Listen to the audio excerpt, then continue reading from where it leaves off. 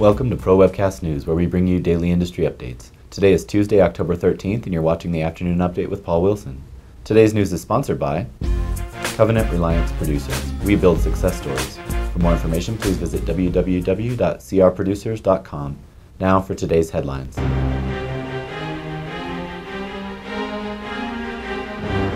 President Barack Obama's healthcare reform bill is expected to take a major step forward today, as the Senate Finance Committee will vote on the measure to reduce healthcare costs, regulate insurers, and expand coverage. Should the bill be approved, it would be merged with the Senate Health Committee's version and then advanced to the full Senate, eventually leading to a showdown with Republicans, who believe the bill is too costly and allows too much governmental control. Senator Olympia Snowe will be watched closely during the Finance Committee vote, as she could become the first Republican in Congress to offer support for the reform bill. A supporting vote could provide an important swing vote that would help Democrats overcome procedural obstacles.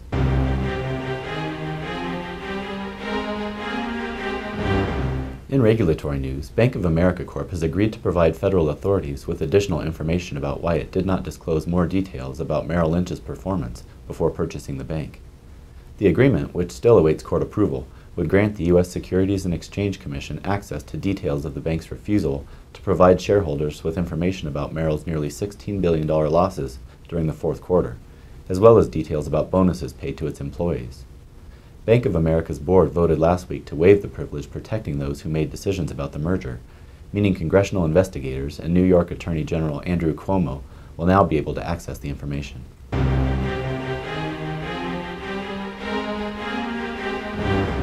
In investment news, small businesses in the U.S. were more confident in September, but owners remain concerned with their inventories and workforce, according to a survey by the National Federation of Independent Businesses.